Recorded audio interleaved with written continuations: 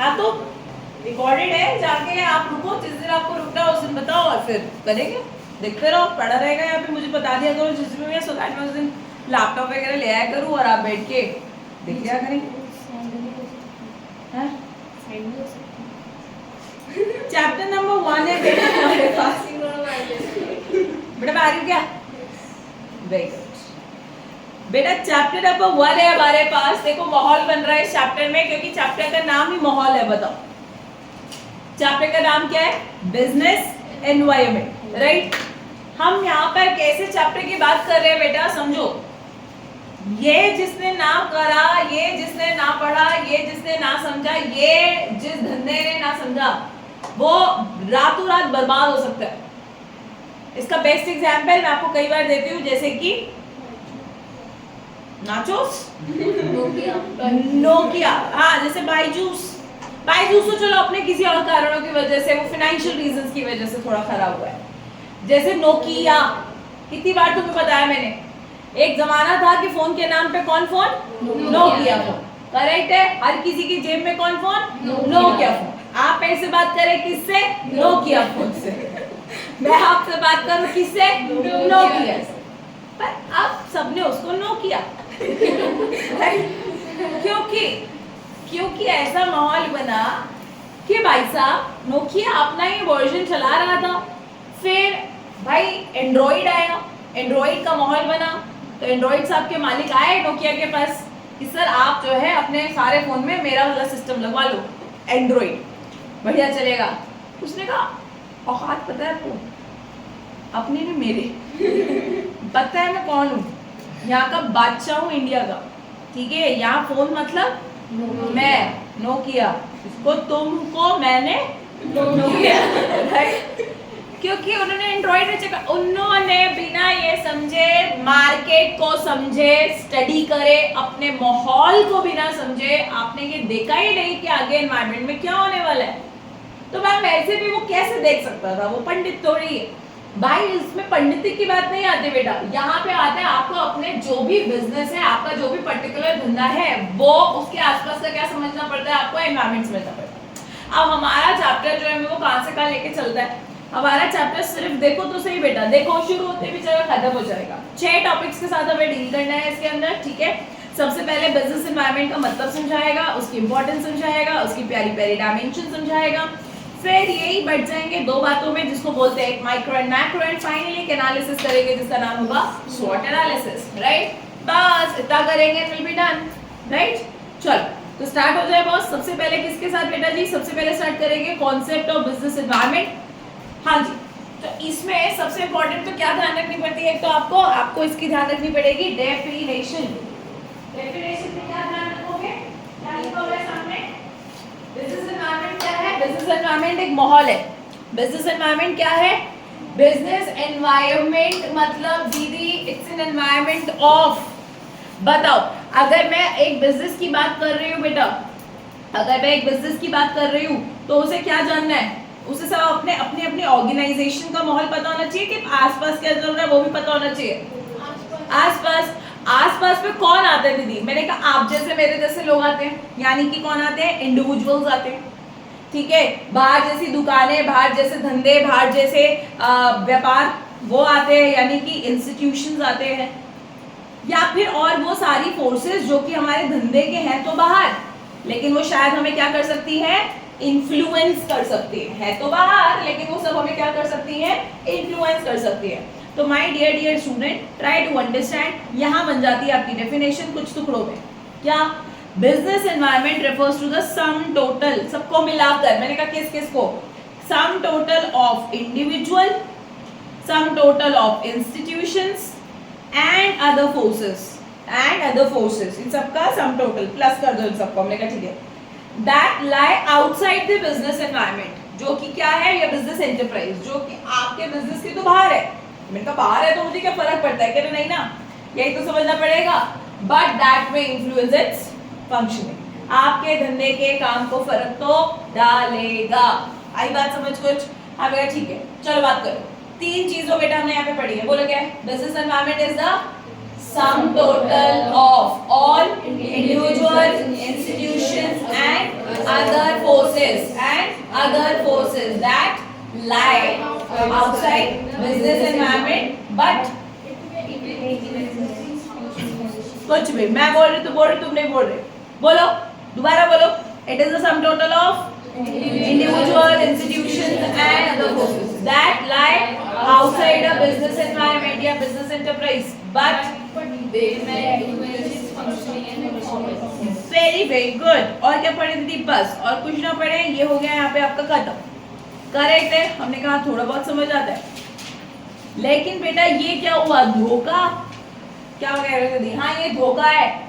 धोखा मतलब हवे लगा था. यहाँ पे सिर्फ क्या पढ़ाने वाला है कॉन्सेप्ट के अंदर? सिर्फ मीनिंग पढ़ा के आगे लेके जाएगा. कह रहा नहीं मैं बताना भूल गया, वो मेरे से छूट गया था टॉपिक लिखना, तो इसी में ले लो. Meaning and features. यानी मेरे बच्चों को इसमें सिर्फ क्या नहीं पढ़ रहे, इसमें सिर्फ मीनिंग नहीं पढ़ रहे, इसके साथ साथ क्या भी पढ़ेंगे हम लोग? फीचर्स भी पढ़ेंगे. बहुत प्यारे से है, याद रखने के लिए याद रखेंगे, लेकिन सारे जानने जरूरी है आप लोगों को. ये बात ध्यान रखना. आओ देखो क्या क्या है. सबसे पहले बेटा फीचर की बात कर रहे हैं कि आप मतलब क्या, मतलब बिजनेस एनवायरनमेंट मतलब क्या. तो मैंने कहा मेरे बच्चे सुनेंगे. ये जो फीचर्स है ना बेटा, इसमें ना कुछ ऐसे शब्दों या ऐसी बातों का इस्तेमाल किया गया है जो कि आगे जब हम चलते हैं तो ही हमें समझ में आती है. तो इसके लिए हमें क्या करना पड़ेगा? इसके लिए हमें पहले ना थोड़ा आगे के टॉपिक्स को पढ़ना पड़ेगा, फिर हम लौट के आएंगे. ठीक है, तो फीचर्स को एक मिनट होल्ड करेंगे. तो दीदी कहाँ लेके जाओगे? इंपॉर्टेंस तो आपको पता है, हम पढ़ते ही नहीं. पहले इंपॉर्टेंस क्यों नहीं पढ़ते भाई? चैप्टर कह रहा है मेरी तारीफ करो, इंपॉर्टेंस बताओ मेरी. मैं कहा भाई मैं तुझे जानती ही नहीं तो तेरी इंपॉर्टेंस कैसे बता दूँ, है ना. तो इसलिए हम ये अभी नहीं पढ़ेंगे. और क्या पढ़ेंगे दीदी? यहाँ आ जाएंगे सारे बच्चे.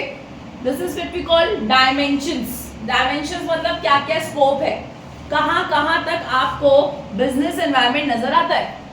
हमने कहा भाई साहब बिजनेस एनवायरनमेंट या तो कौन सा हो सकता है बेटा? माइक्रो, या तो कौन सा हो सकता है? मैक्रो. मैंने कहा समझ लिया है थोड़ा सा. कह रहा कुछ नहीं है, आप समझो एक बात. आपका बिजनेस एनवायरनमेंट या तो क्या हो सकता है? माइक्रो या तो मैक्रो. हमने कहा ठीक है. कह रहा सुनो, अगर माइक्रो भी हुआ तो इसके अंदर भी दो बातें रहेंगी. या तो आपके पास आएंगे इंटरनल फैक्टर्स या फिर आपके पास आएंगे एक्सटर्नल फैक्टर्स. ऐसे करके बता रहा तुमको. और दीदी मैक्रो में आएंगे 5 अलग अलग तरह के एनवायरनमेंट. 5 अलग अलग तरह के एनवायरनमेंट. करेक्ट है. इसकी बात करेंगे क्या है? Economic, social, technological, political, legal. ये 5 एनवायरनमेंट आएंगे इसके अंदर. बस हमें बेटा ये खत्म करना है. बहुत इंपॉर्टेंट टॉपिक पढ़ने जा रहे हैं. एग्जाम में ये चैप्टर ऐसे कूट के आता है आपके, क्या बताए. बस 100% आता है. बहुत ज्यादा वेटेज का भी आता है. तो इसलिए इसका हर एक टॉपिक बहुत इंपॉर्टेंट हो जाता है. ठीक है, चलो खैर हाल फिलहाल मेरे बच्चों हम किसकी बात कर रहे हैं कि बिजनेस एनवायरनमेंट क्या क्या है. तो हमने कहा बिजनेस एनवायरनमेंट एक तो माइक्रो भी हो सकता है, मैक्रो भी हो सकता है. तो एक एक करके पहले हम लोग पढ़ना शुरू कर देते हैं. तो मेरे बच्चों सबसे पहले एनवायरनमेंट कौन सा कह रहा है आपको? माइक्रो एनवायरनमेंट कह रहा है. आप इसमें जो इंपॉर्टेंट बातें ध्यान रखनी है वो क्या है? चले पहले तो समझो माइक्रो एनवायरनमेंट क्या होगा. भाई सीधा सी बात है ना. क्या दीदी? अगर एक ऑर्गेनाइजेशन है, उसको कुछ भी फर्क पड़ रहा है उन सारी बातों की वजह से, जो कि क्या है, अभी क्या लगा कि जो कि उसके अंदर है, तो उसको क्या बोले? माइक्रो. लेकिन दीदी मेरे को तो दिख रहा है कि माइक्रो में इंटरनल भी कुछ बोल रहा है और एक्सटर्नल भी कुछ बोल रहा है. मैंने कहा हाँ, फिर तो इसका मतलब ही नहीं निकला. यानी कि मेरे बच्चों इसका मतलब ये है ही नहीं. इसका मतलब एक्चुअल में क्या होता है सुनिए. मैंने कहा ऐसा है बेटा, कल क्या कहते हैं कृतिका, कल तेरा टेस्ट है. कल कृतिका का क्या है बेटा? टेस्ट है. अब देखो आधे बच्चे फिर बात भी नहीं सुन रहे. क्या हमको क्या फर्क पड़ रहा? टेस्ट किसका देगी कौन, पिटेगी कौन, बात खत्म. यानी दीदी आप क्या कर रहे हो ना, आपने एक माहौल क्रिएट किया टेस्ट का, लेकिन आपने सिर्फ फर्क किसको डाला? हमको तो कोई फर्क नहीं डाला. मेरे बच्चों ये माहौल, इस माहौल को कृतिका कहेगी कि ये मेरे लिए माइक्रो एनवायरनमेंट का माहौल है. मैंने कहा मतलब?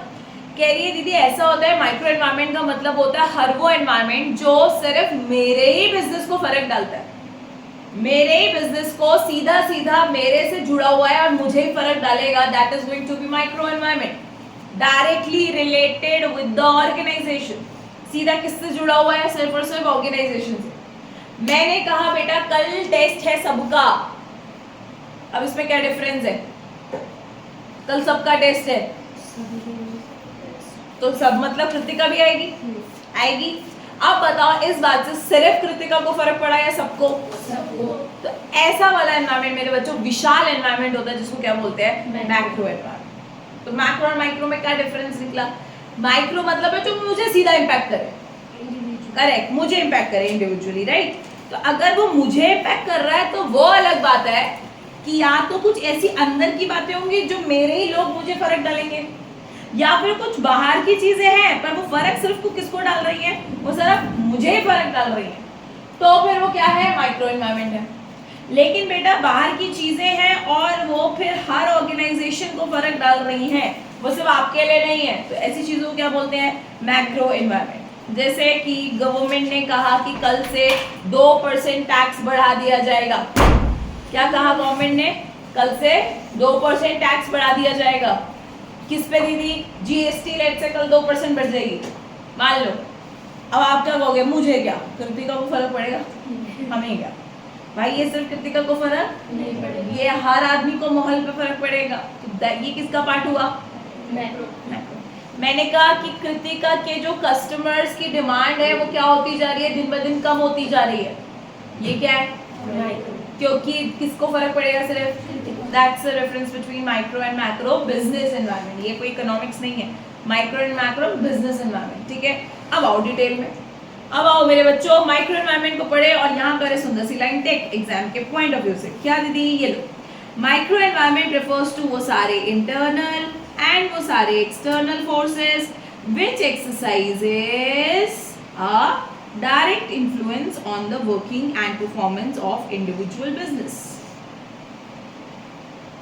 सीधा सीधा मुझे ही, मेरे ही बिजनेस को फर्क डालोगे आप तो फिर वो माइक्रो कहलाएंगे। इसीलिए बेटा एमसीक्यू में पूछा जाता है आपसे किसका एक और नाम जरा बताओ क्या होता है? तो हमने कहा इसके दो और नाम है। एक का नाम क्या है? Direct section environment. नाम से क्लियर हो रहा है कि ऐसा सेक्शन जो डायरेक्टली मुझे ही फर्क डालेगा, डायरेक्ट सेक्शन एनवायरनमेंट।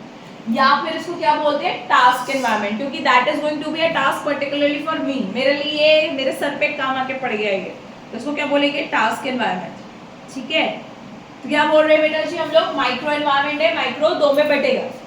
कह रहे हैं माइक्रो बटेगा क्या मतलब? हर वो चीज जो मुझे फर्क डाले, भले ही मेरे ऑर्गेनाइजेशन के अंदर की चीज हो वो या बाहर की हो, पर फर्क सिर्फ मुझे डाल रही है, तो वो मेरे बच्चों किसका पार्ट है? माइक्रो एनवायरनमेंट का पार्ट है।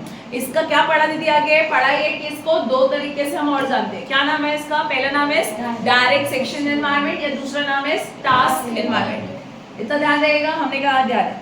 ये फिगर हमें समझ में आ रहा है? हमने कहा हाँ समझ में आ रहा है। अब सीधा कहा बच्चों ने कि दीदी अब सीधा पढ़ाना शुरू हो जाओ। क्या पढ़ाना शुरू हो जाओ बेटा? इंटरनल फैक्टर्स पढ़ाना शुरू हो जाओ। तो मेरे सारे होशियार बच्चे देखना शुरू करेंगे बेटा। अब इंटरनल फैक्टर मतलब क्या? जरा ध्यान से देखें।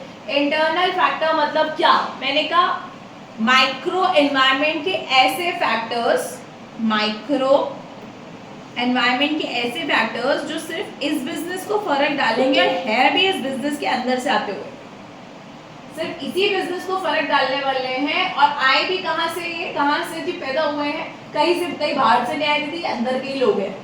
मैंने कहा जैसे जैसे तुम्हारी मैनेजमेंट, जैसे जैसे तुम्हारे एम्प्लॉइज, ये तुम्हारे खुद के लोग हैं और ये तुम्हें ही फर्क डालेंगे, तो इसीलिए ये सब क्या कहलाते हैं? ये इंटरनल एनवायरनमेंट कहलाते हैं। मतलब दीदी मतलब ये internal environment refers to all those factors existing within a business firm। आप फर्म के अंदर ही हो, करेक्ट है? हमने कहा ठीक है। जैसे इस समय तुम लोग हो और मैं तुम्हारे लिए, आपको पता है इस समय हम जो है ना एक दूसरे के लिए, वो हम इंटरनल एनवायरनमेंट का पार्ट बनेंगे। विदुषीज क्लासेस है, विदुषीज क्लासेस में आपके लिए मैं, मेरे लिए आप, इंटरनल एनवायरनमेंट हो। क्यों? क्योंकि हम ऑर्गेनाइजेशन के अंदर के लोग हैं यहाँ पे सारे, करेक्ट है? पर मैंने कहा अभी नीचे से फोन आया कि एक बच्चे की स्कूटी उठा के फेंक दी है दुकान वाले अंकल ने गुस्से में, और इस चक्कर में हमारी पढ़ाई रुक जाएगी अब आधे घंटे की। मॉल बनेगा, नीचे लड़ेंगे बैठ के, तूने ऐसे कैसे किया, ठीक है, फिर मतलब बनेगा। तो वो भी किसको फर्क डाल रहा है? हमें ही फर्क डाल रहा है सिर्फ। किसी और इंस्टीट्यूट को आया क्या? और इंस्टीट्यूट वाले भी आएंगे क्या? अरे विदुषी में किसको फेंक दिया, अभी चलते इससे कुछ कोई नहीं आएगा यहाँ पे, सब हमें फर्क पड़ रहा है। लेकिन फर्क कहाँ से पड़ा बेटा? किसी बाहर के आदमी की वजह से, तो फिर वो एक्सटर्नल होता है। ठीक है, चलिए बेटा चलिए। अब मुझे एक बात बताइए, मैं आपको ऐसा क्यों समझा रही हूँ, मुझे एक बात बताइए, अगर आपकी वजह से पढ़ाई में कोई भी डिस्टर्बेंस होगी, दो चाटे मार के बेटा आपको बिठा दूंगी मैं कि क्या बदतमीजी है, बैठ जाओ, और ज्यादा ही आपके पर निकले तो बात फेंक दूंगी तुमको, बस बात खत्म, पढ़ाई शुरू।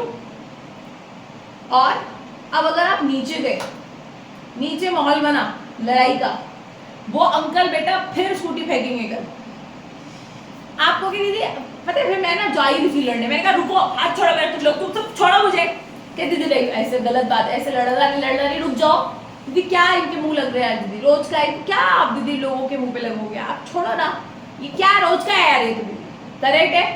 इसीलिए ऐसे लोगों को कंट्रोल, बाहर के लोगों को कंट्रोल, लेकिन खुद के लोगों को कंट्रोल। तो आपका एक क्वेश्चन यहाँ हुआ कि भाई साहब पहले ये माहौल बताइए कि क्या माइक्रो एनवायरनमेंट के इंटरनल फैक्टर्स कंट्रोलेबल होते हैं, क्या उन्हें फिर भी किसी हद तक आप कंट्रोल कर सकते हो? हमने कहा हाँ कर सकते हैं, बिल्कुल कर सकते हैं। तो क्या लिखा बेटा? The internal factor considered controllable because the enterprise has control over these factors. Enterprise का अपना कंट्रोल रहेगा उसका, क्योंकि वो खुद का ऑर्गेनाइजेशन है, खुद के एम्प्लॉइज है, खुद के मैनेजमेंट है, हम कंट्रोल कर लेंगे। आती के बाद बेटा कुछ समझ, हमने कहा थोड़ी थोड़ी बात जो है समझ में आ सी जाती है, इतनी बात क्लियर हुई हमें ठीक है। अब बेटा जिंदगी में आगे चलने शुरू हुए तो फिर वो ये कह रहा है कि ये लाइन भी ध्यान रखें, बच्चे कहीं गलत फहमी ना पाल लें। ये देखिए अब एक बात बताओ, एक बच्चा ऐसा है जिसको थप्पड़ मार के मैं बिठा दूंगी, बैठा तू थप्पड़ बैठ के, मम्मी ने तेरी पढ़ने भेजा यहाँ, और एक बच्चा क्या है, मुझे नहीं पढ़ना नहीं पढ़ना नहीं पढ़ना, ऐसा भी माहौल बन सकता है। तो क्या कहना चाह रहे हो दीदी? ये कहना चाह रही हूँ एन एंटरप्राइज में not sometimes have complete control over all the internal factors.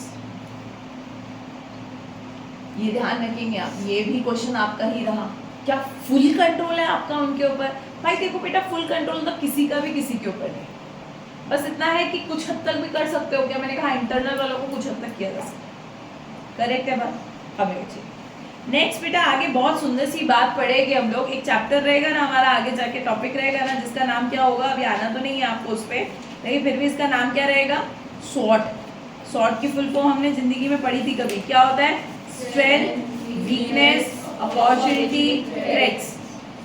बेटा आपकी स्ट्रेंथ, आपकी वीकनेस, आपका प्लस पॉइंट, आपका माइनस पॉइंट, और अपॉर्चुनिटी थ्रेट मतलब बाहर के लोगों की वजह से आपका प्लस पॉइंट और बाहर की लोगों की वजह से आपका नेगेटिव पॉइंट। ये दो चीजें हमें बाहर के लोगों की वजह से मिलती है और ये दो चीजें हमें खुद की वजह से मिलती है। तभी तो पूछा जाता है बेटा व्हाट्स योर स्ट्रेंथ, आपकी स्ट्रेंथ क्या है जो आपको कहाँ से मिलती है? इंटरनली मिलती है।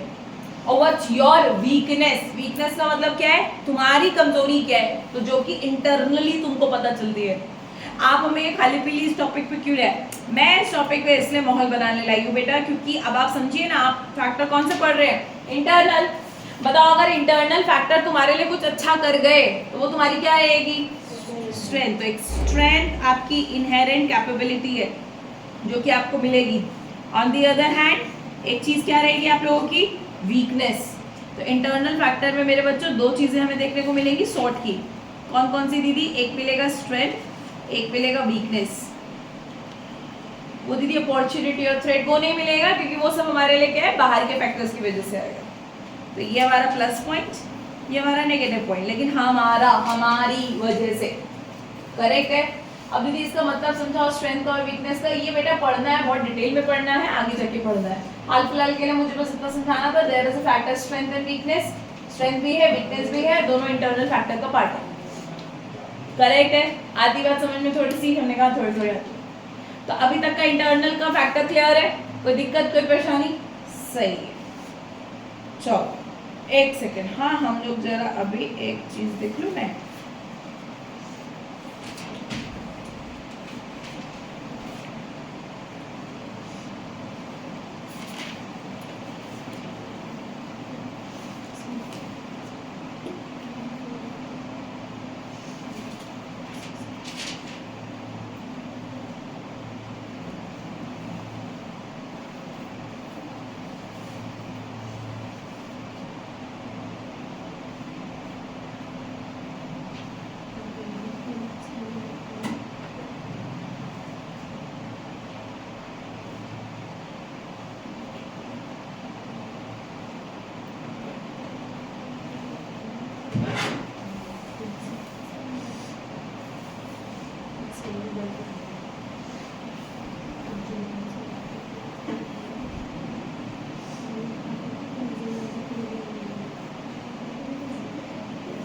चलो कोई बात नहीं है।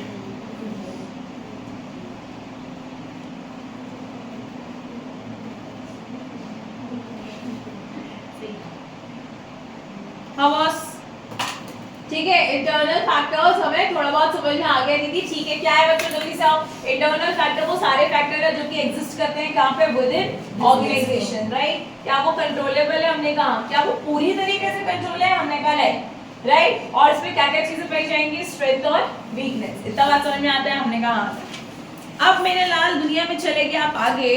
आप क्या है, पढ़ना क्या है दीदी, वैसे कुल मिलाकर पढ़ना ऐसा है कि हर एक फैक्टर को आपको बताएगा और फिर उसके इंटरनल क्या बताने वाला है, उसके इंटरनल सारे के सारे फैक्टर्स पढ़ाने वाला है। तो हम पढ़ क्या रहे हैं, हम ऑलरेडी इंटरनल फैक्टर पढ़ रहे हैं। हम इंटरनल फैक्टर होते कौन कौन से हैं वो पढ़ने जा रहे हैं। कितने दे रखे हैं बेटा हमारी किताब में, 6। करेक्ट है। आओ और आराम से चले गए, बहुत प्यारे, बहुत आसान से। इन्हें टफ मैनर में बिल्कुल मत लेना, शुरू होते खत्म होंगे, ध्यान रखिएगा बस। सबसे पहले मेरे लाल क्या दिया हुआ है आपको, कॉर्पोरेट कल्चर। क्या दिया है बॉस, कॉर्पोरेट कल्चर। कॉर्पोरेट शब्द समझते हैं बेटा, काम धंधा, ऑर्गेनाइजेशन, बिजनेस, इनके लिए शब्द क्या भी इस्तेमाल होता है, अच्छे वाला कॉर्पोरेट। कॉर्पोरेट तो तुम्हारा नहीं है कॉर्पोरेट चाय वाला, उसका नाम कॉर्पोरेट चाय वाला क्यों है, क्योंकि वो क्या कर रखा था, वो एजुकेटेड आदमी था, लेकिन वो सब छोड़ के उसने क्या करना शुरू कर दिया, चाय। तो फिर वो ऐसे कॉर्पोरेट सेक्टर्स के बाहर ही क्या बेचता था, चाय बेचता था, तो उसका नाम ही क्या पड़ गया फिर, कॉर्पोरेट चाय वाला। मैं ठीक है। अब आप समझिएगा बेटा, कॉर्पोरेट तो ठीक है दीदी, business. What do we understand by this term, that is culture. Corporate culture का मतलब है कि आपके धंधे का कल्चर क्या है, आपके बिजनेस का माहौल क्या है। आपको ये बात समझनी होगी बच्चों। अच्छा, मीनिंग ऑफ कल्चर।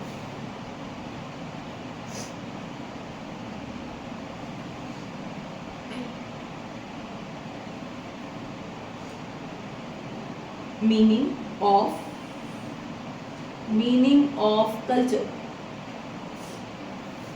ठीक है। क्या देखो, कल्चर का मतलब क्या है वैसे, कह रहे कोई भी कस्टम्स, कोई भी आइडियाज, कोई भी बिलीव्स आपके, किसके, अब किसी सोसाइटी के हो या कंट्री के हो। हमारे हिसाब से ये सोसाइटी और कंट्री रिप्लेस कर देते हैं शब्द हम हमारे कॉर्पोरेट से। तो हमने कहा भाई साहब क्या आपकी विचारधाराएं, आपका विश्वास, आपकी संस्कृति। आपके स्कूल में भी तो यही है, आपका स्कूल इसी चीज के लिए जाना जाता है, आपको मालूम। औरों से हमारा स्कूल डिफरेंट क्यों है, जस्ट बिकॉज हमारे स्कूल में क्या दिए जाते हैं, एक शब्द है संस्कार। आपने प्रिंसिपल मैम को कभी कहते हुए सुना होगा, वो हर बार पे तुमको क्या कहती हैं कि संस्कार हमारी सबसे बड़ी चीज है। नहीं, फैक्ट है ये चीज, राइट। तो आप समझो, और फिर क्या होता है ना, फिर वो माहौल बनता है, वैसे ही माहौल बनता है। मतलब यदि चला आ रहा है, जैसे कि मान लो आप मेरे घर पे आओ, मान लो, और आप मेरे घर पे आएंगे और आपको दिखेगा कि यहाँ का माहौल बहुत स्ट्रिक्ट है, ठीक है। यहाँ पे मतलब इतने बजे उठना मतलब इतने बजे उठना, ठीक है। 1 मिनट अलार्म बजने के बाद आप ना उठे तो कहर आ जाएगा। इतने बजे नहा लेना है, इतने बजे ब्रेकफास्ट हो जाएगा, इतने बजे निकल जाओ आप अपने घर से, और इतने बजे वापस आना, इससे पहले बता। करेक्ट है। आप मेरी बात समझो बेटा, मैंने कहा आओ कभी तो गुजारो 2-4 दिन हमारे घर पे, ठीक है। अब एक काम करो, आप में से एक हफ्ते के लिए मैं ऐसा लॉटरी का टिकट निकालूंगी, ठीक है। क्या बोलते हैं उसे, ड्रॉ ऑफ लॉट्स, ऐसा निकालूंगी, और जिसका नाम आया वो मेरे साथ क्या रहेगा, 1 हफ्ते मेरे साथ मेरे घर में रहना। फिर क्या होगा, 1 हफ्ते बाद ना, या 1 महीने के लिए चलो रुकते मेरे साथ। मैं चल 1 महीना क्यों बोली, मैं सुन तो लो। 1 महीने में माहौल बनेगा ना, आदत बनेगी, ठीक है। आप ऐसा कहिए, फिर क्या होगा बेटा, 1 महीने में ना आपकी ना आदत हो जाएगी। आप मान लो 9, 10, 12 बजे उठने वाले आदमी, या कभी उठने ना वाले आदमी, नहीं है। आपको दिख रहा है यार इस घर में सभी 6 बजे उठ गए, ठीक है। और मान लो मेरी मम्मी पूजा शुरू हो गई, ठीक है, और पापा ने अपने ज्ञान देना शुरू कर दिया। अब आप चाह के भी सो नहीं पाओगे बेटा उस घर में, आपको उठना ही पड़ेगा। फिर नाश्ता खाने का 8 बजे का समय, तो आपको कितने बजे खाना पड़ेगा, 8। अब वो 1 महीने तक मेरे साथ ऐसा करो आप सब, तो फिर क्या होगा, आदत बन जाएगी। करेक्ट है। वो आपका कल्चर बन जाएगा, वो आपके विचारधारा आपकी ऐसी ही बन जाएगी। या ऐसे ही होता है यार, मैं कहा बेटा तू क्यों सुबह सुबह 6 बजे उठ जाते, तेरे को कहाँ जाना? मुझे भी नहीं पता कहाँ जाना, बस ये सब उठते हैं तो मैं उठ जाती हूँ, ये सब खाते हैं तो मैं खा लेती हूँ। ऐसा ही होता है। इसको बोलते हैं हर धंधे का क्या, कॉर्पोरेट कल्चर। हर बिजनेस का अपना कल्चर होता है बेटा। आप हर बिजनेस में जाइए, अपना अपना माहौल है। जैसे मैं उस स्कूल में थी तो मुझे उस तरह का एनवायरनमेंट मिलता था तो हम वैसे काम करते थे। अब इस स्कूल में अगर इसमें ऐसा माहौल मिलता है, ऐसा कल्चर मिलता है तो हम वैसा काम करते हैं, राइट। कल्चर है, आपके बिलीव्स, आपकी जो टॉप मैनेजमेंट है उसका क्या बिलीव है आपकी फर्म को लेकर, उसकी क्या धारणाएं हैं, किस विजन से। मैंने कहा छोड़ो बेटा, जिंदगी में क्या करोगे, सुबह मस्त उठना, एक काम करो 1 महीना और भी मेरे साथ गुजारो। अभी आपको देख के लगता होगा क्या दीदी आप क्या सही, आप मेरे साथ 1 महीने रहे, आप रहे, ये तो खुद नहीं उठती, एक 4 बार जब तक अलार्म ना बज जाए, ये तो 2 मिनट और 5 मिनट और बेटा, 5 मिनट, आप भी वैसे बच्चोगे। सही बात है। इट ऑल डिपेंड्स अपॉन, ये देखिएगा बेटा, values, believes and attitude of the founders. Business में फाउंडर्स का, टॉप मैनेजमेंट का कंपनी को लेकर क्या एटीट्यूड है, क्या आपका कल्चर है, वो बहुत स्ट्रांगली इन्फ्लुएंस करता है बेटा on what company stands for, company है क्या, how it does things and what it considers important. भैया कंपनी क्या है, क्यों है, किस लिए है, कंपनी क्या करती है, ये सब जो है ना, ये एक नॉर्मल एम्प्लॉय भी ज्वाइन करेगा ना तो वो अपने किसको देखकर, अपने टॉप मैनेजर को देख के यार ये क्या आदमी है, सच बताओ एक माहौल बनता है। मैंने कहा आप एक काम करिए, आप किसी बहुत ही जो IIT टॉपर्स हैं, IIM टॉपर्स हैं, उनके साथ आपको एक माहौल मिला 1 हफ्ता गुजारने का, आप जब वहाँ से लौट के आओगे ना तो क्या होगा, एक अलग ही महसूस हो रहा होगा आपको, क्या मुझे भी अब कुछ ऐसा करना है। ऐसा हम इन्फ्लुएंस क्यों हो जाते हैं, इसलिए तो होते हैं, है कि नहीं है। जैसे बेटा ये प्रोग्राम्स नहीं चलते, ये अपना श्री रविशंकर जी का वो आर्ट ऑफ लिविंग, मालूम सुना तुमने कभी, ठीक है, या फिर कोई गुरुदेव जी का, या फिर वो जो कौन सा लाते हैं, क्या नाम है था, वो इंग्लिश में बोलते हैं सदगुरु, ठीक है, सदगुरु जी का प्रोग्राम। ये जितने भी लोग हैं ये अपने प्रोग्राम्स रखते हैं, इनके सेशंस होते हैं कि आप 1 हफ्ते का सेशन अटेंड करो, आप 1 महीने का सेशन अटेंड करो। वो क्यों बुला रहे हैं अपने आप, वो तुम्हारे नहीं आ रहे, आप कहोगे रोज तो सुनता हूँ मैं आपको यूट्यूब पे, अरे वो अलग बात है, आप हमारे आश्रम में आके रहे, वहां बनता है। रामदेव बाबा बुलाते हैं अपने आश्रम में, लोग आके रहते हैं यहाँ पे, फिर वो कल्चर क्रिएट करते हैं उनके लिए, जैसा वो आसपास होते हुए देखेंगे ना उनके अंदर वैसा आएगा। आप बेटा देखेंगे कि आपका टॉप मैनेजर है, अबे ये जो कंपनी संभाल रहा है ये बेवकूफ है 1 नंबर का, इससे ही ना संभाली जा रही है, तो मैं क्या उखाड़ लूंगा इस कंपनी के लिए, मैं क्यों इतनी मेहनत कर रहा हूँ, मैं भी नहीं करूँगा। लेकिन जब आपको दिखेगा आसपास माहौल बना हुआ है मेहनत का, आप भी करेंगे। That's your internal factor. ये आपकी स्ट्रेंथ भी बन सकती है, या आपकी वीकनेस भी बन सकती है, ये बात ध्यान रखिएगा आप, ठीक है। हमने कहा ठीक है थोड़ी बहुत, तो एक बात ध्यान रखिए बेटा, ये when the value system is shared by all the members, तो सारे लोग एक जैसी वैल्यू सिस्टम शेयर करते हैं ना, the organization is likely to be more successful। और ये सब डिपेंड करता है किसके ऊपर, value, believes, attitude of top management of the company, correct. Company का जो टॉप मैनेजमेंट है, आपका टॉप एग्जीक्यूटिव्स है, उनका क्या कल्चर है आपकी कंपनी के। जैसे कि यहाँ बहुत सुंदर एग्जाम्पल दिया हुआ है आपको, इन्फोसिस तो मालूम ना सबको, इन्फोसिस कंपनी, चलो कोई बात नहीं, इन्फोसिस टेक्नोलॉजी एक कंपनी किसको क्या बेस्ड है, सॉफ्टवेयर बेस्ड कंपनी है, बहुत बड़ी कंपनी है, ठीक है। उसके जो एक्चुअली फाउंडर है वो कौन से हमारे, वो नारायण मूर्ति जी जो है, ठीक है। तो नारायण मूर्ति जी इतने अच्छा कल्चर अपनी कंपनी में क्रिएट करके रखते हैं ना कि उसको देखा देखी वहाँ के जो एम्प्लॉइज है वो भी वैसे ही करते हैं, तो इसलिए वो ग्रो करी, और वो दिखते क्या रहे यही कुछ नहीं कर रहे, तो आप भी नहीं कर रहे। कॉर्पोरेट कल्चर, कॉर्पोरेट कल्चर में अब एग्जाम के पॉइंट ऑफ व्यू से क्या ध्यान रखना बेटा, सुनिए। The value, believes and attitude of top management and founder, very important because that is going to influence others. दूसरी बात, when the value system is shared by all the members, जब सब शेयर करेंगे तो वो ऑब्वियस सी बात है organisation के लिए क्या होगा, ज्यादा सक्सेसफुल होगा। ये आई पहली बात समझ में। हमने कहा ठीक है, कितने पॉइंट्स पढ़ने बेटा, कितने पढ़ लिए, आगे चलिए। नेक्स्ट, बहुत बहुत इसी से, ये तो समझ गए, ये तो आपके डे टू डे ऑपरेशन की आपके कॉर्पोरेट कल्चर बना रहा है, माहौल बना रहा है। नेक्स्ट क्या है मेरे बच्चों, आपके मिशन एंड आपके ऑब्जेक्टिव्स। भाई एक बात, सीधी सी बात समझ लीजिए बेटा, मिशन एंड ऑब्जेक्टिव्स है, ये आपको क्या समझाता है, कहता है आपका जो ऑब्जेक्टिव होगा ना, जैसा आपका ऑब्जेक्टिव होगा आपकी एक्टिविटी उससे इन्फ्लुएंस रहेंगी। मतलब ऐसा है, मैंने आज से ठान लिया है मुझे 12th क्लास का टॉपर बनना है और अखबार में तो मेरा ही नाम आएगा। अगर मैं वो वाली कैटेगरी वाली बच्ची हूँ ना बेटा, तो मैंने माहौल बना लिया है, मेरा विजन है या मेरा मिशन है या मेरा ऑब्जेक्टिव है 95% से अबव लेके आने का। तो तुम्हें पता है, अगर कोई मुझे पूछे कि अरे वो आज मूवी देखने चलना, चलेगी क्या, मेरा आंसर क्या होगा, नहीं जा सकती। ठीक है, कोई मुझे कहे कि आज क्या कहते हैं, ट्यूशन नहीं जाते, आज थोड़ा रेस्ट करते हैं, होगा क्या, नहीं होएगा। आज स्कूल नहीं जाते, होगा क्या, नहीं होएगा। सुबह मेरा आदत में आ जाएगा कि मुझे क्या उठना है, मेरे को 4-5 बजे कैसे भी उठना है, स्कूल जाने से पहले मुझे 1 आध घंटे की पढ़ाई करके जाने की है, मेरे को सेल्फ स्टडी का टाइम अभी से निकाल लेने का है।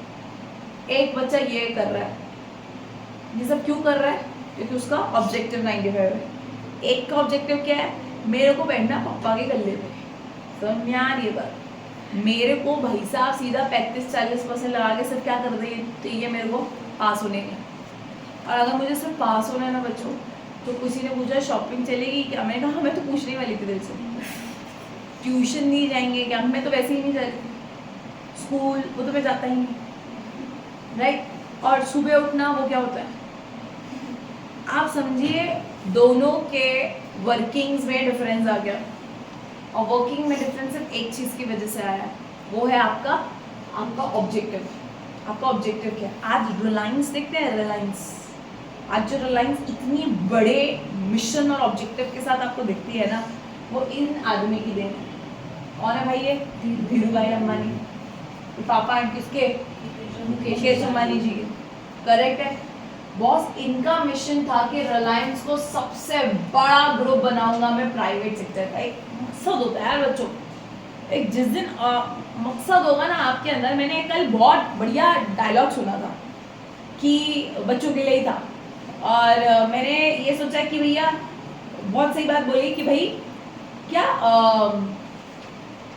दिमाग में बर्फ और दिल में आग लेके चलना पड़ेगा बच्चों को। क्या मतलब समझो, दिमाग को रखना है शांत, लेकिन दिल में क्या होनी चाहिए, आग भरी होनी चाहिए किसी चीज को हासिल करने की। जिस दिन आपने वो होप ही लूज कर दी ना, क्या करना है, जब एटीट्यूड आ गया ना क्या करना है वाला एटीट्यूड जिस दिन लाइफ में, आप कुछ नहीं करेंगे बॉस। आप एवरेज थे और आप एवरेज रहेंगे, और शायद ही आपको आपके आस पड़ोसी भी आपको नाम से जानेंगे आपके, राइट। मिशन आपका ऑब्जेक्टिव आपको लीड करता है। मैंने कहा बॉस मुझे तो 2 साल के अंदर सीए करने की है, तो भाई साहब एक जुनून है आपकी सीए करनी है, फिर टारगेट है सीए करना, तो वो भैया फिर उसके लिए तो साम दाम दंड भेद सब होके रहेगा, वो चीज़ आती है। ये कहाँ से आएगी बेटा, कोई बाहर वाला बताएगा आपको आपके ऑब्जेक्टिव्स? मैं कह रही बता भी दिया तो फॉलो क्या बाहर वाला करके देगा आपको?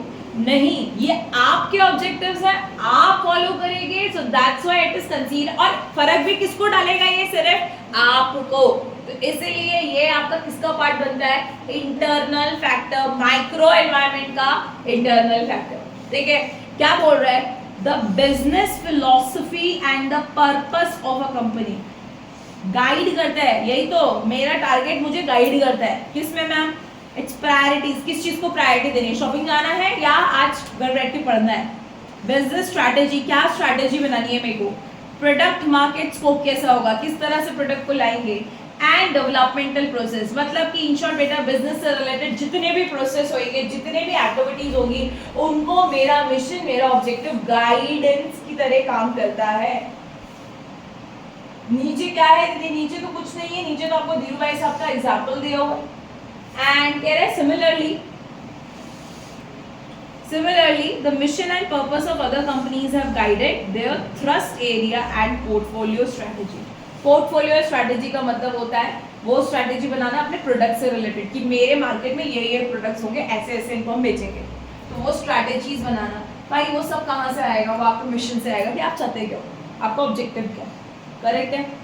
मेरा जैसे मैंने कहा अभी मेरा मिशन है कि हमने 11th-12th के बच्चों को पढ़ाएंगे, तो अब उनमें ही पूरे दिन लगे रहते हैं। जिस दिन मिशन आएगा कि भाई साहब अब क्या करेंगे, अब हम लोग एक काम करते हैं सीए फाउंडेशन बैचेस शुरू कर देते हैं, तो फिर आपके ऑब्जेक्टिव वैसा, तो आपके फिर एक्टिविटीज भी वैसे ही काम करेंगी, क्योंकि आपको गाइडेंस मिल गई है कि आपको पहुंचना कहाँ पे, करेक्ट है। इसलिए मिशन एंड ऑब्जेक्टिव्स, दो फैक्टर पढ़े बेटा आपने, ये और ये में डिफरेंस है, ये ध्यान रखना। कॉर्पोरेट कल्चर तो आपको बताता है कि आपके टॉप मैनेजमेंट या फिर आपके जो फाउंडर्स है उनका क्या बिलीव है आपकी फर्म को लेके, राइट। और नेक्स्ट इज कि मिशन एंड ऑब्जेक्टिव आपका टारगेट बताता है, और वो सारी जो आप एक्टिविटीज कर रहे हो उन्हें गाइड करता है कि भाई तुझे यहाँ पहुंचना है, तो इसलिए उसको लीड करने के लिए आपका मिशन एंड ऑब्जेक्टिव काम करता है। एंड अगली बात, बहुत सुंदर बात, that is what, top management structure. नाम में क्या आ रहा है बेटा? Top management structure. Top management समझते हैं कौन कौन आता है? पढ़े थे हमने, बोर्ड ऑफ डायरेक्टर्स आ गए, चीफ एग्जीक्यूटिव साहब आ गए, जनरल मैनेजर साहब आ गए, ये सारे पढ़े ना अपन लोगों ने। हमने कहा ठीक है, देखो क्या कह रहा है, कह रहा है ऐसा है, the composition of board of directors, degree of professionalisation of management, organisation structure of the company have important bearing on business decision. सही बात है। जैसे आपके बोर्ड ऑफ डायरेक्टर्स होंगे, जैसे आपके प्रोफेशनल लोग होंगे, जैसे आपका ऑर्गेनाइजेशन का स्ट्रक्चर होगा, वैसे ही आपकी कंपनी के डिसीजंस पे फर्क पड़ेगा, क्योंकि अल्टीमेटली डिसीजन कौन लेने वाला है? Top managers. टॉप मैनेजर्स अगर डिसीजन लेने वाले हैं, भाई अगर यही बर्बाद आदमी है तो पूरी तरीके से मेरी ऑर्गेनाइजेशन को भी क्या करेगा, खुद की ऑर्गेनाइजेशन को क्या भी करेगा, बर्बाद ही करेगा। क्या इंपॉर्टेंट दिए इसके अंदर यार? इसमें सबसे इंपॉर्टेंट बात है ये, क्या sound management structure and style helps timely decision making या फैसिलिटेट टाइमली डिसीजन मेकिंग। इसलिए तो चाहिए हमें एक बढ़िया सा स्ट्रक्चर, किसका? मैनेजमेंट का, कि वो एकदम सटीक और बढ़िया और समय के अंदर अंदर डिसीजन लेंगे, कहीं हमारी अपॉर्चुनिटीज दूसरे को लूज ना हो जाए। तो इसीलिए हमें ये सारे, इसके लिए हमें एक अच्छा टॉप मैनेजमेंट स्ट्रक्चर चाहिए होता है।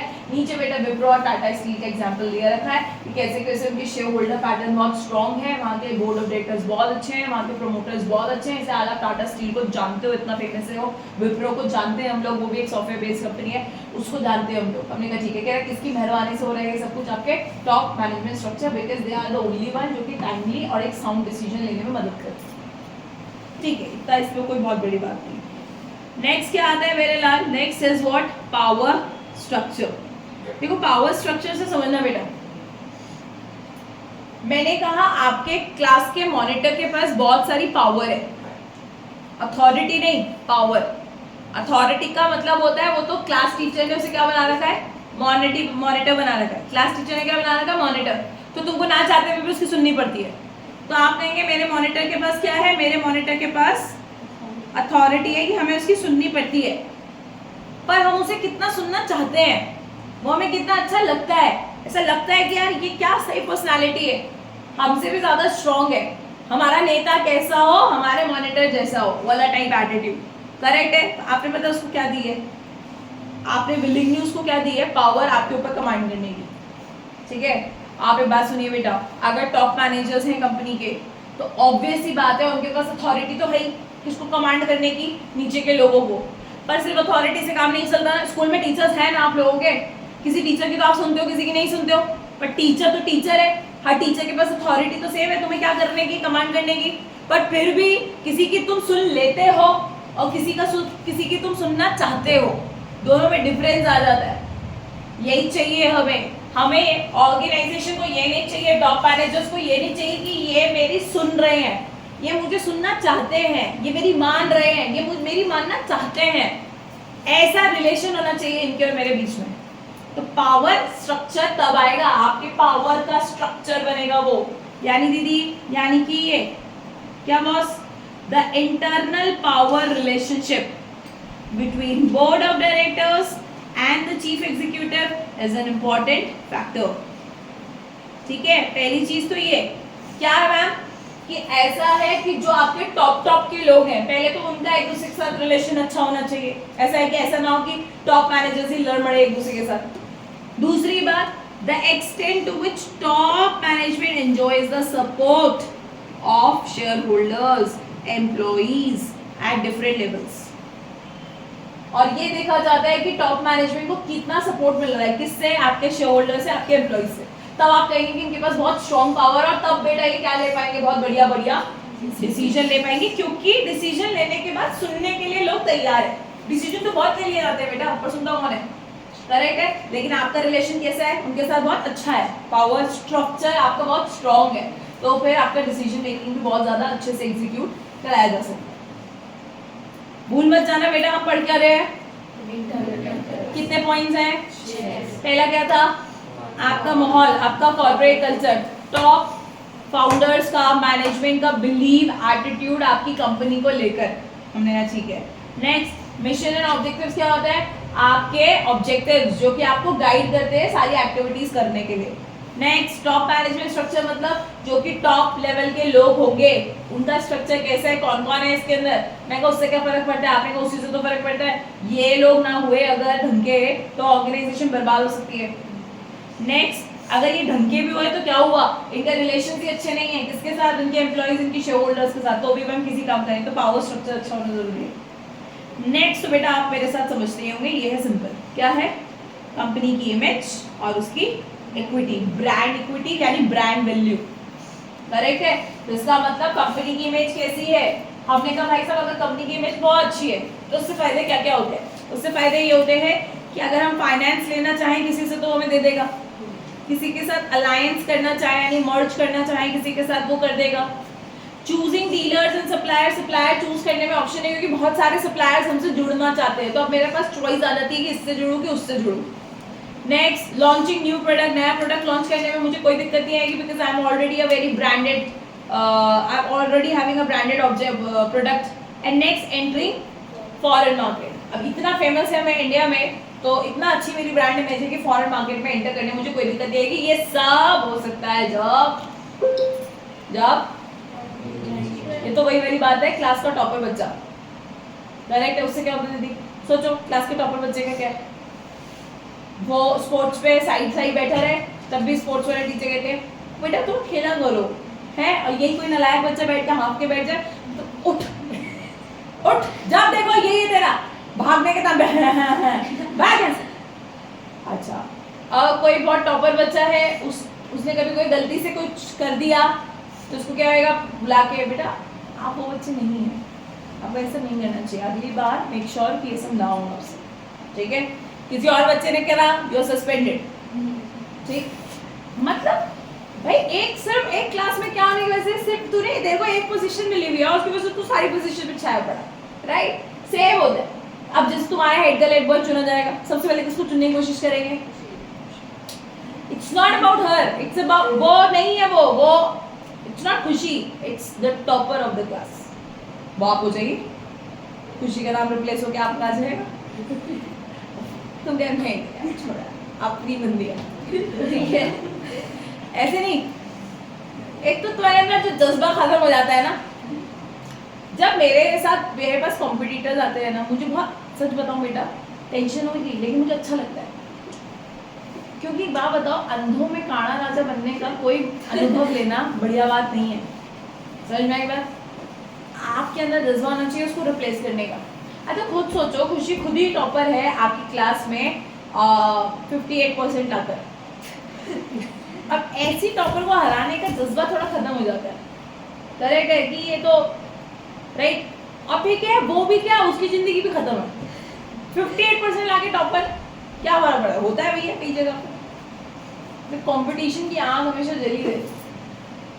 और ये भूल तो नहीं गए बेटा, भूल तो नहीं गए, ये सब का सब हो पा रहा है सिर्फ बहुत सारे लोगों की वजह से। वो कौन है? आपके ह्यूमन रिसोर्सेस।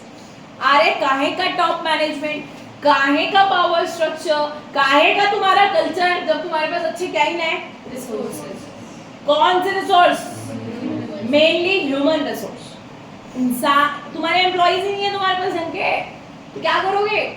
मैंने कहा बात तो सही है। क्या कह रहे हैं? कह रहे हैं देखो जो कॉम्पिटेंस है, जो मोरल है, जो मोटिवेशन है किसके अंदर की, एम्प्लॉइज की, वो बहुत इंपॉर्टेंट रोल प्ले करती है फर्म की सक्सेस में। मैंने कहा अरे इनसे क्या फर्क पड़ता है? कह रहे इन्हीं से तो फर्क पड़ता है। कह रहे हैं भाई साहब आप समझिए, कह रहे some companies face great difficulty in carrying out the programs due to strong resistance by employees। कह रहे कुछ कुछ कंपनियां इस चक्कर में डूब जाती हैं क्योंकि उसके एम्प्लॉइज काम करने से क्या करते हैं, रेजिस्ट करते हैं। लेकिन अगर भूल तो मत गए बेटा, अगर आपका पावर स्ट्रक्चर क्या होएगा, पावर स्ट्रक्चर स्ट्रांग होगा तो आपके एम्प्लॉइज का मोटिवेशन क्या रहेगा, हमेशा हाई रहेगा और ऐसी नौबत नहीं आएगी कि वो आपको काम करने के लिए क्या कर रहे हैं, रेजिस्ट कर रहे हैं, वो मना कर रहे हैं, ऐसा नौबत नहीं आएगा।